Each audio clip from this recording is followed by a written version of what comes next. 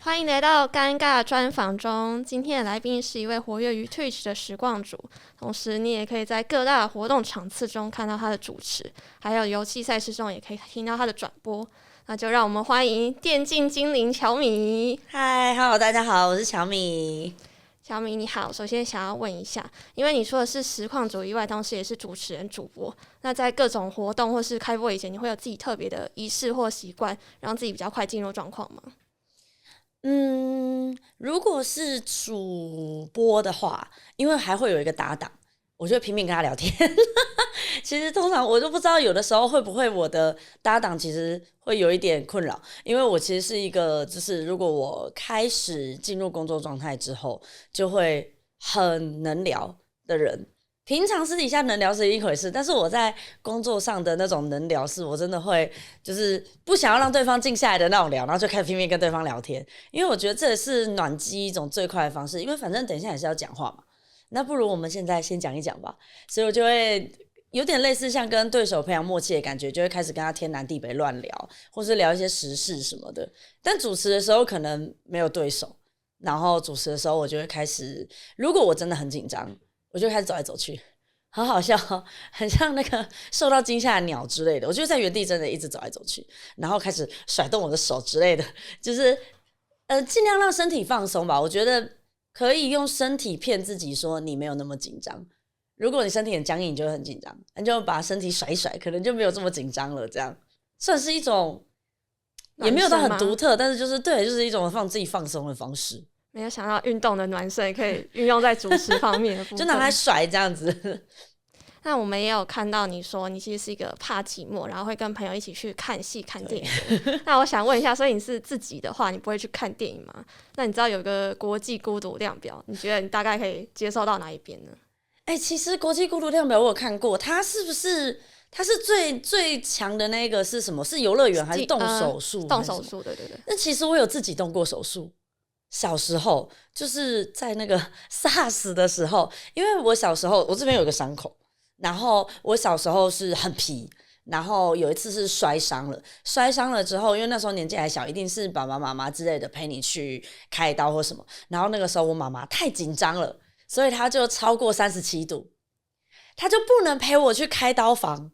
她就被挡在外面了嘛，结果最后我自己去开刀，所以其实就是有曾经就是达到孤独量表的最强烈的等级过，可是我自己其实很不喜欢没有人分享的感觉，我觉得是分享吧。所以如果一个人看戏，一个人看电影，或是当然像一个人去游乐园之类，我就会觉得特别孤单，就好像所有人都是有伴来的，只有我自己是一个人。我反而觉得自己一个人去开刀没有那么孤单，因为总不可能陪你的人可以陪你进到手术房里面嘛，就其实没有那么孤单。我觉得看戏啊，什么去游乐园之类的感觉特别孤单，所以我真的没有办法一个人。我连逛街都蛮少一个人的。如果比如说去夜市或是去逛街之类的，我很常都是有朋友的时候才会去。自己去的话目的性很强，比如说我今天要去去哪一间店买东西吃，或是我要去买什么饮料，或者是我要去某家店买一个今天需要的东西，我就是去然后就走了，很少自己逛。我很害怕寂寞。就自己一个人比较容易宅在家里面，不太想出门嘛。对，不然就是出门的话，就是很有目的的，就是我今天要做什么，我要做什么，做完就走了。好，做完了，对，做完就赶快闪人，这样回到家反而没那么孤单的感觉。那再来就是有看到你的一些实况影片，像是什么就是实况完之后那种 VOD，你其实会把它设定成只适合特定观众。那这在播出上面是有什么考量吗？可能是玩的游戏有一些血腥暴力的元素啊。其实像之前大部分就是有一些游戏比较像什么 GTA 之类那种比较有血18禁的游戏，以前播会有一点疑虑，但现在其实是配合平台的政策，然后大家就说这样比较安全。就是你要播任何游戏，感觉就有点像你说的一样血腥暴力啊，或者是有一些比如说比较感觉18禁或者什么的话题之类的话，就是设定把那个标签打勾会比较安全。对，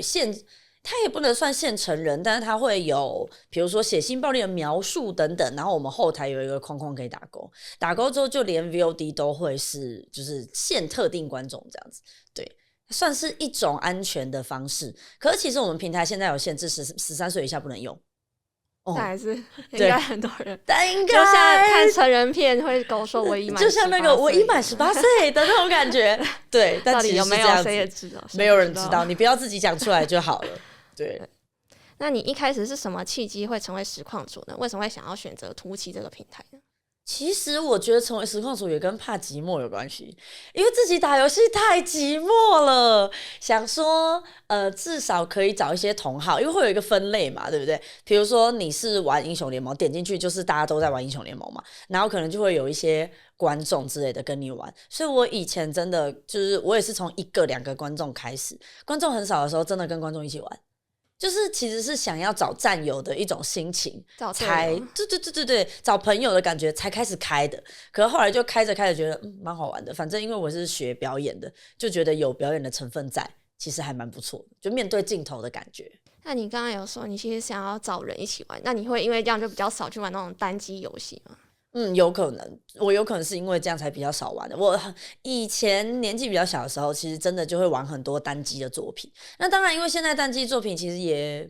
有了，还是蛮多的，但是就是大作比较没有那么多。可是以前的话，就是会因为这样子就想说自己玩一玩，觉得好无聊哦，然后最多就跟别人分享而已。因为最一开始玩也是大家都玩线上游戏嘛，所以就有朋友的感觉。后来玩单机游戏就会有一点寂寞的感觉，但现在开台了就还好啦。现在实况的时候玩单机游戏，大家也看得到，就还 OK 啦。那其实实况主是一个很耗能量的职业，就很需要自嗨啊，因为你毕竟也没有办法直接看到你的观众。那你有没有曾经因为这样觉得很想要暂停，然后休息的时候呢？哇，每天都很想停下来。其实，我觉得实况要是兴趣比较好，换成工作以后就很困难。因为像我自己有一间合作了4、5年的厂商，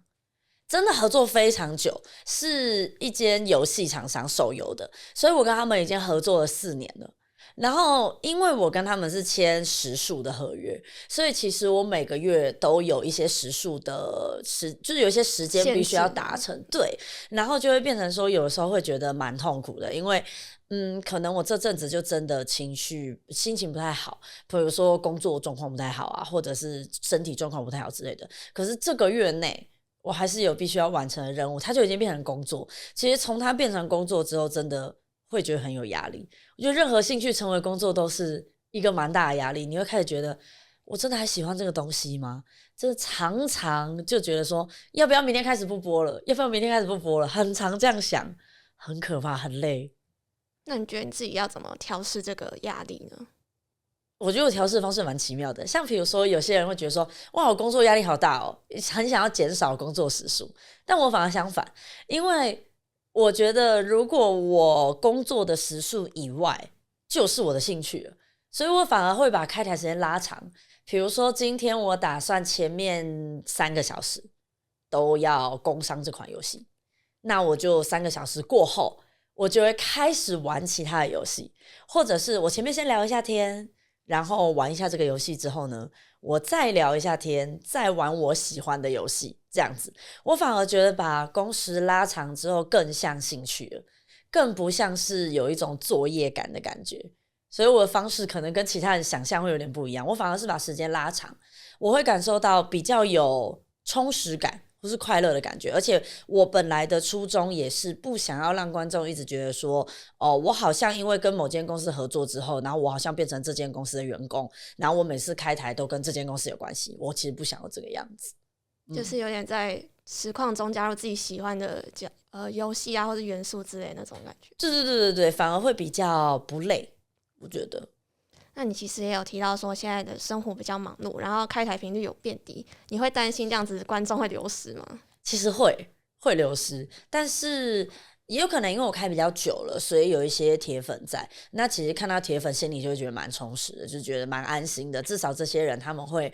反而会在一些 Discord 之类会催我说，好想台主，好想主播有，请问主播今天会在吗？主播消失很久了。对，就是反而会觉得说，哇，有铁粉在蛮安心的。当然观众会流失，但是我觉得我最一开始的初衷就是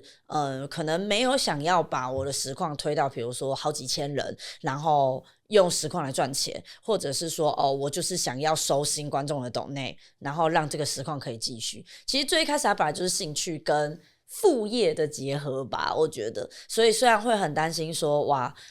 想一想很仔细想，觉得说哇，一定是因为我怎么样怎么样，就是观众流失这件事情一定不只是因为频率下降，你一定会想很多很多可能啊，是不是我作业感太重啦，是不是我太常被大家看到不想看我啦，或者什么，会想很多，可是还是会想要继续开，会担心啦，会担心观众变少，可是还是会想要继续开，因为有时候会觉得喜欢你的人还是会喜欢他，如果今天哪一天进来，甚至你可能在工商，他还是会觉得说你这个人好有效哦，或是你这个人蛮有趣的，你这个人填补我心里的空虚，可能他还是会留下来。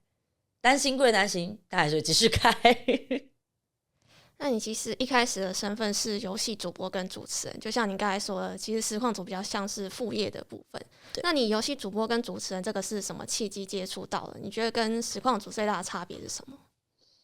我觉得主播其实对我来说跟实况组有一点像。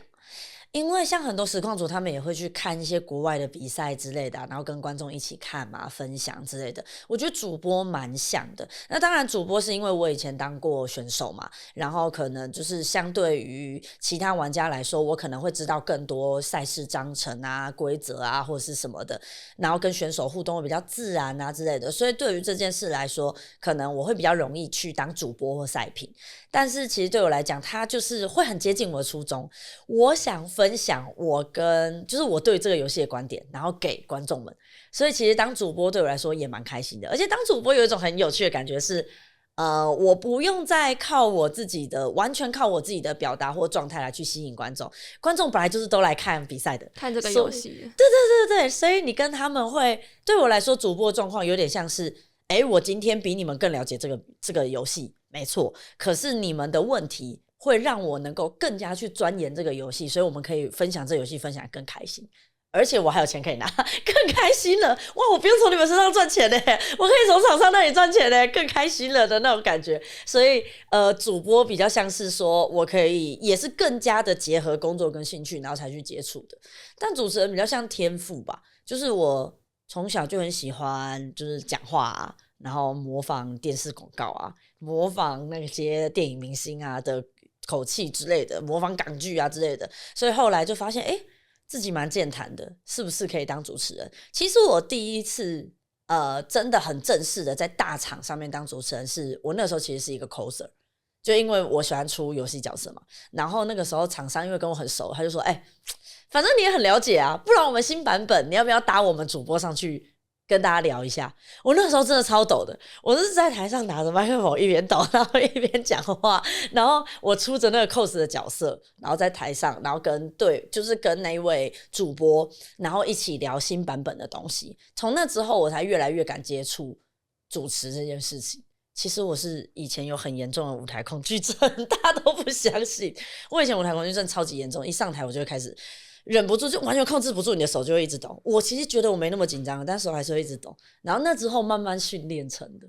就慢慢让自己当做我是在台上跟台下这些人聊天，所以我的主持风格很像是在跟大家聊天的感觉。对，我是从这里训练的。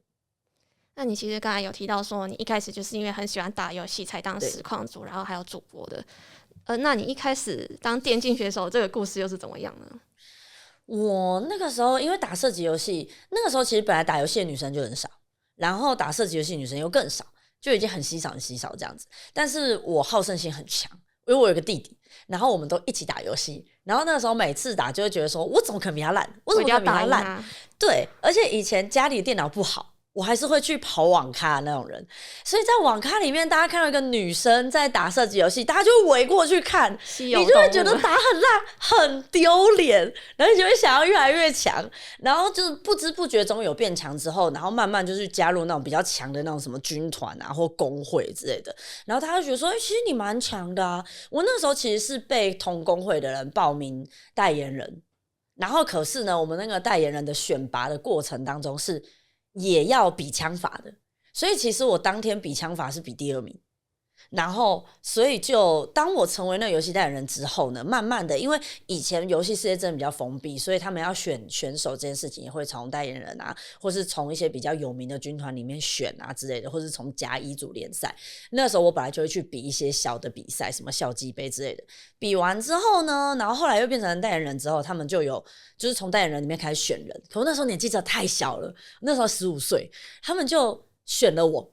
可是呢，后来反正就是因为一些原因，我就没有上电视比赛，所以就变成我只有参与那个训练过程而已。所以其实最一开始我都不敢讲自己是电竞选手，我都说我是储备选手什么什么的。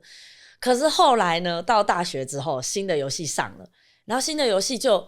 想要凑一堆女子队在打比赛，就到处找，结果经过认识的人就介绍到我，然后结果后来记者会的时候，我们就跟着上去比赛了。然后发现原来我没有退步嘛，因为那游戏第一天上市，没有任何人玩过。然后我上去打，然后我打了 MVP， 我就原来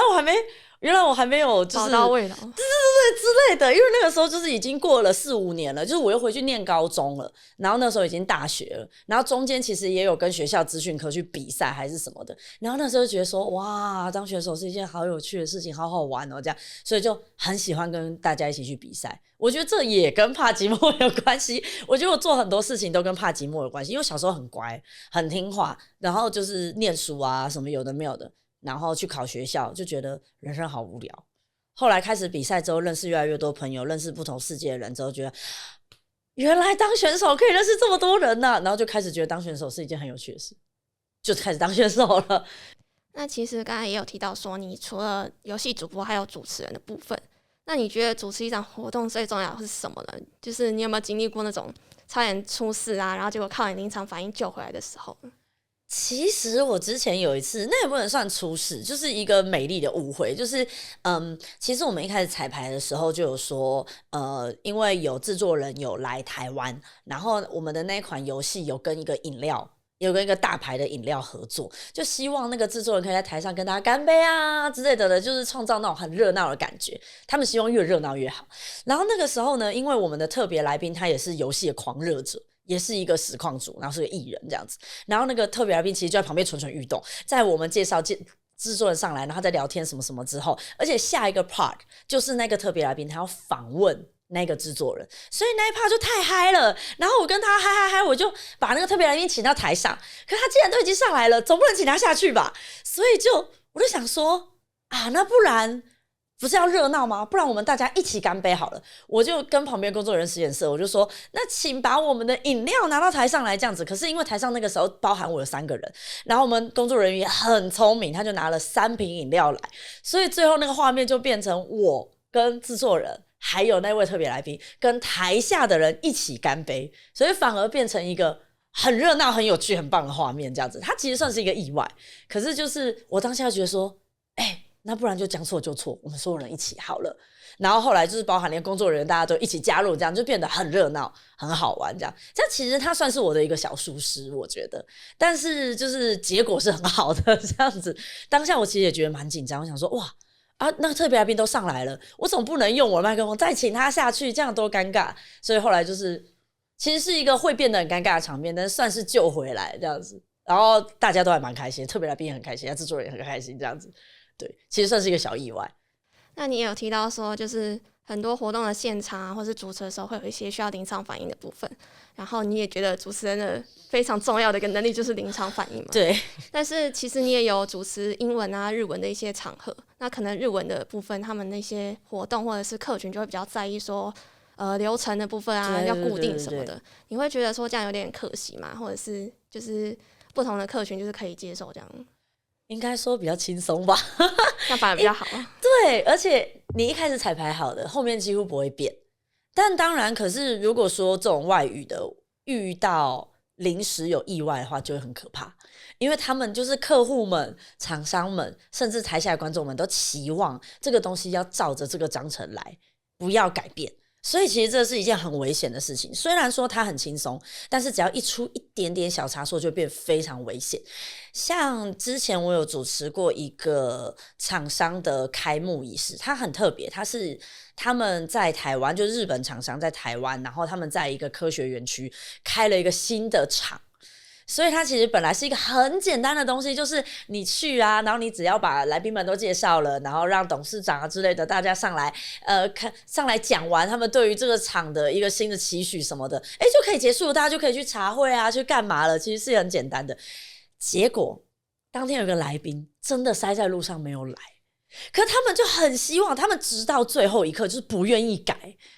因为他们觉得这个来宾很重要，就不愿意改。明明就是可以说，那这个来宾既然没来，很可惜，我们就请他就是最后再补录一段这个东西，然后让大家剪影片的时候可以剪得好什么就好了。没有，他们要我坚持到最后一刻，等社长讲完话，然后总经理也讲完话之后，要轮到那个来宾讲话之前，如果他真的没来，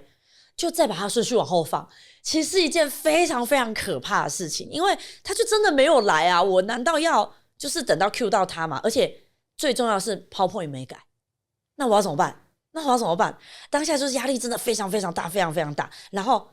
已经社长讲完话咯，他真的还没有入座，就只好让总经理讲。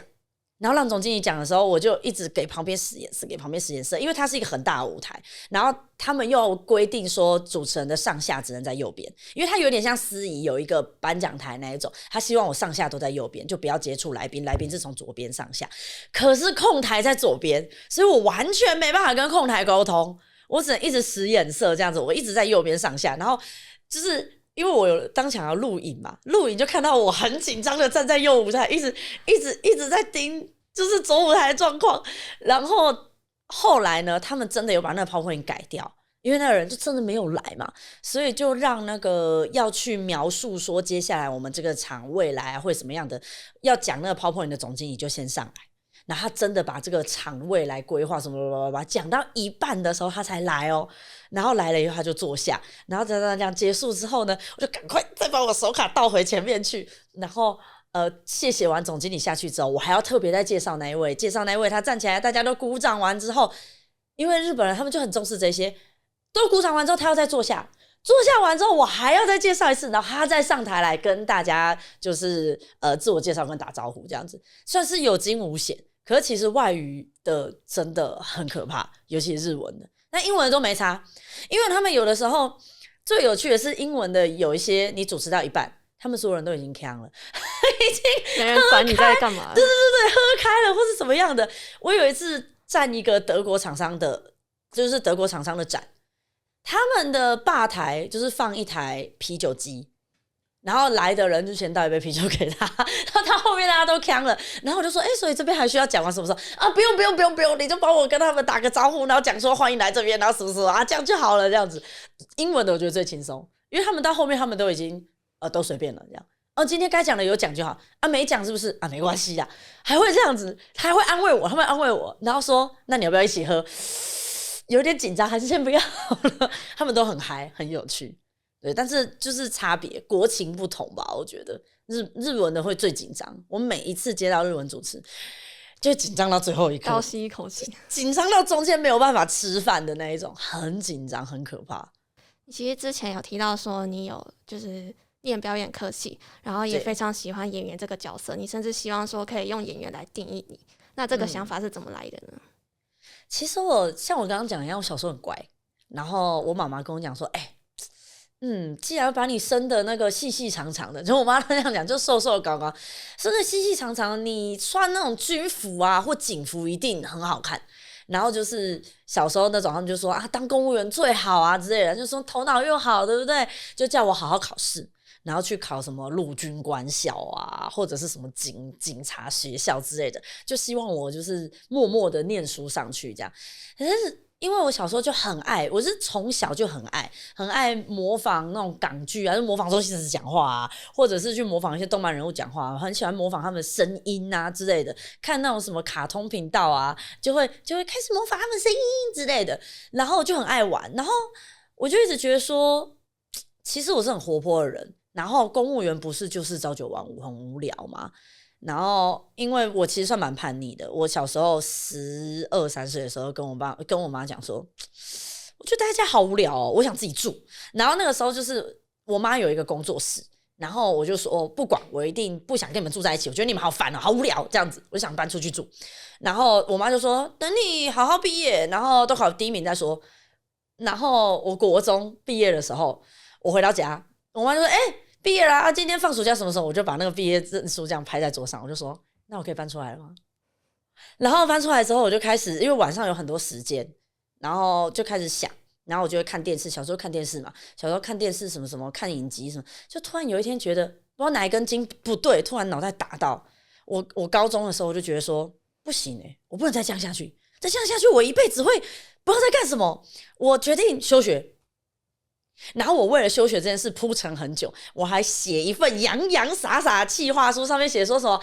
我要去学电脑，因为那时候刚开始流行大家用网络用电脑什么，说我要去学电脑啊，学3D 设计啊，然后什么什么的，然后之类的。然后其实就是铺着我想要就是去上演员训练班，然后去做一些别的事情，这样我就真的2件事情一起做，我就去上演员训练班，然后同时我是先在网络上找那种模特儿的打工，我觉得我也很有种，就是很大胆，我就先去模特儿拍照，然后模特儿拍照那个时候就是3000、5000这样赚，然后我就回家跟我妈讲说，妈你看可以有赚钱，我妈觉得莫名其妙，我说你这钱怎么来的？对，然后我就说没有啊，就去拍照。然后我妈就说你这样有人要拍你哦，超级过分。就是因为可是我妈自己是美容师，她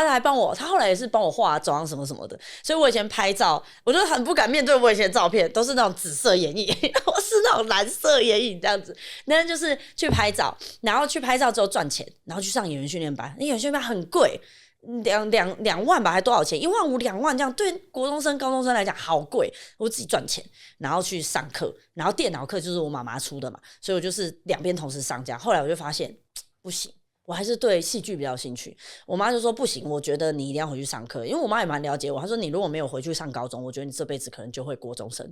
你会没有办法上完课。然后她就逼我一定要回去上高中，她说反正不管你要上什么，你要上高职也可以，因为我本来是金融女中，她说你要上高职也可以，上什么都行，你一定要回去上课就对了。然后我就说好，那我就只好选一个。可是后来资讯科跟演艺科，我还是选了演艺科，所以我就从那时候就知道我喜欢表演。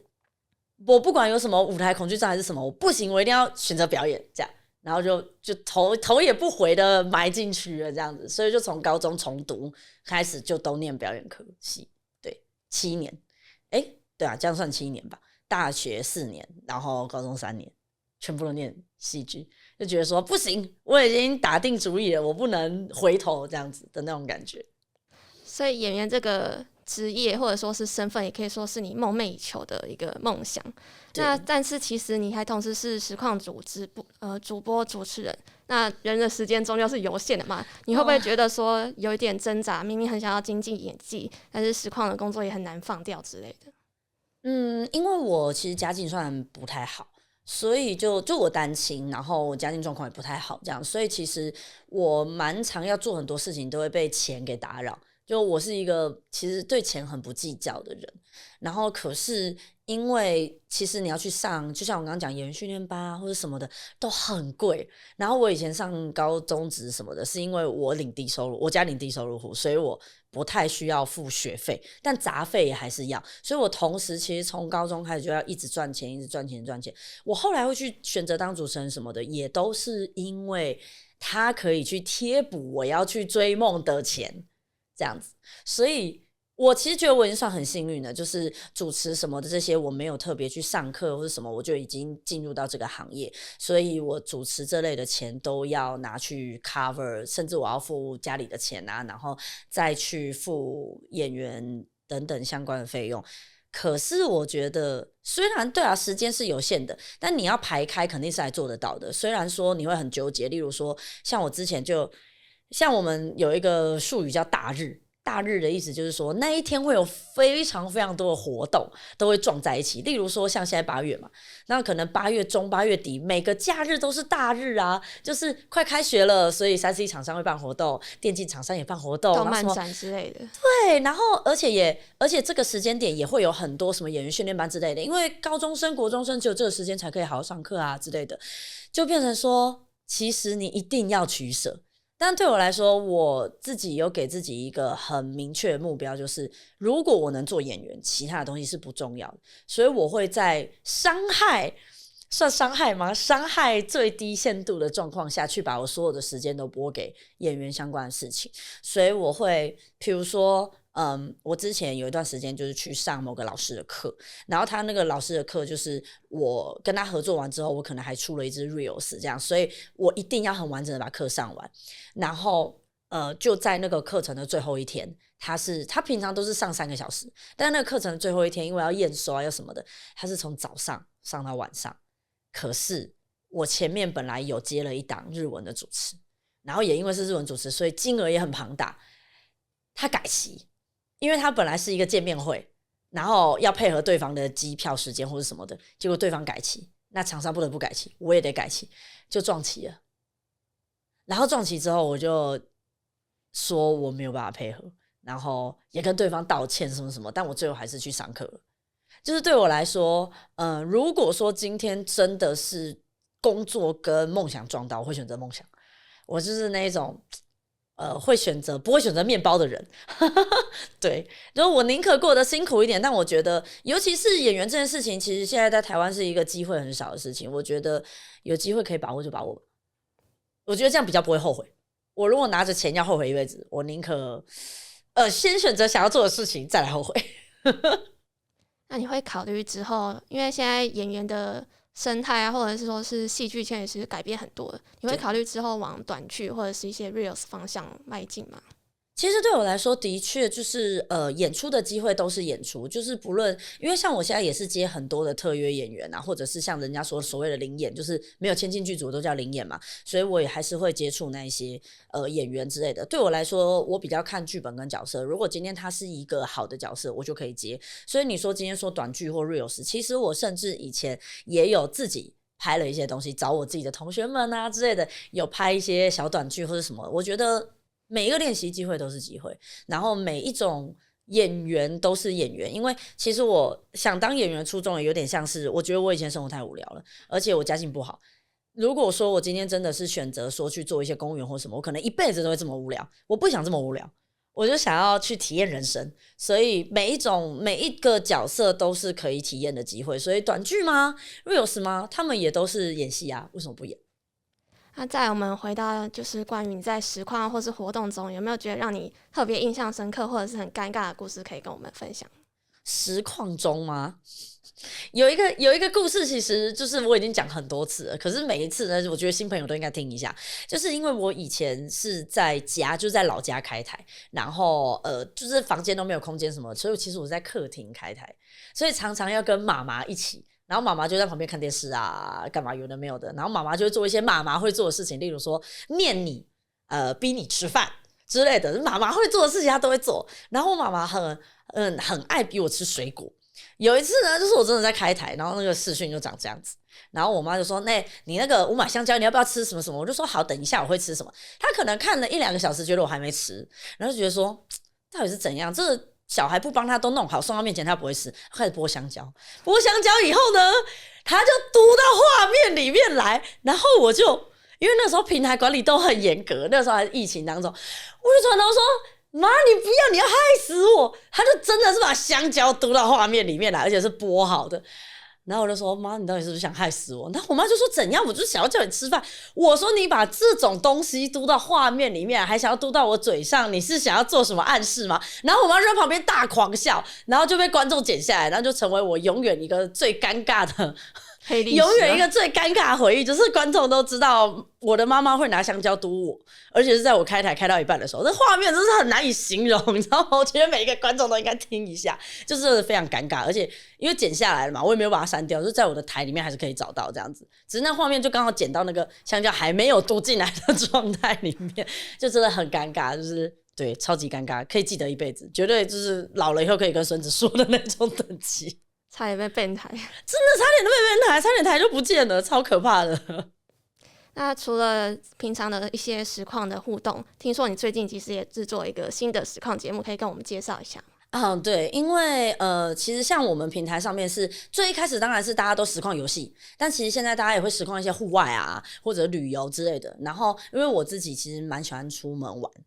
然后很喜欢旅游，很喜欢各种体验生活之类的。然后我自己又很喜欢手作，我自己开台的时候还会比如说打毛线啊，或是什么之类，就我很喜欢做手作的东西。我自己也是 coser 嘛，就做手作的东西会开台。所以我这一次这个节目呢，它其实是结合了旅游，然后跟就是会有教育意义，旅游知识，然后跟手作。我就希望就是可以带我身边的实况主们出去玩，然后大家还可以结合我喜欢的手作这样子。其实我目前已经有，我觉得算第0集吧，不能算第1集，因为中间做什么节目的第1集都非常的可怕。然后那一天就是又机器过热，讯号不好，什么什么奇怪的问题都遇上了，平常不会遇到的问题全部都遇到了这样子。可是那一天大家玩得很开心，然后我的观众们也很开心，然后实况主们也很开心，这样子就那一天去玩这样子。对，就这个节目我希望可以让大家感受到不一样的氛围这样子。那除了实况的部分有新的企划以外，你有考虑之后会把一些实况精华放到 YouTube 或是 IG 上面吗？对，因为其实我是一个很讨厌自拍的人。我是一个很不喜欢自拍的人，我走到哪里都不会拍自己，因为我觉得与其拍自己，拍外面比较实际，所以其实我是一个不是很喜欢自拍的人。然后所以因为这样子，我的 IG 啊什么什么都没有什么在更新。可是现在就知道说，不管演员还是什么，就现在的世界因为网络把大家都联系在一起，所以其实 IG 也像是名片一样，我如果不经营也不行。所以我接下来 IG 的 Reels 可能也会打算说把自己的，当然也还是拍生活啦，但是就是可能说拍一些电竞啊、主持啊、cos 啊、演员相关的东西，然后可以去多更新它。YouTube 也是，也会想要做一些节目这样子。访谈啊等等的，因为我是主持人嘛，所以可能也会想要访谈一些我生活上遇到的一些职人们之类的。那今天跟乔米真的聊了很多，看到他在直播以外很多不同的面貌，我们可以感受到非常多满满的热情跟能量。那最后有没有什么想跟粉丝或是观众说的呢？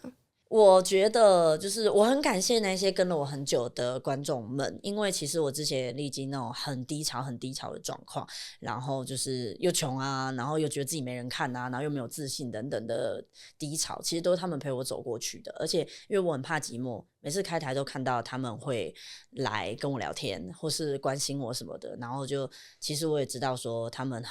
我觉得他们已经用尽他们生活中的一些余裕来关心我跟爱我，然后我也很关心他们，就是甚至我是可以知道每一个观众他们的职业啊，甚至年龄啊，住哪里啊，就什么什么之类的。就我觉得我跟我的粉丝们是很互相的，然后就是很感谢大家陪我走到现在，但是我还没有要放弃，希望可以一起继续走下去。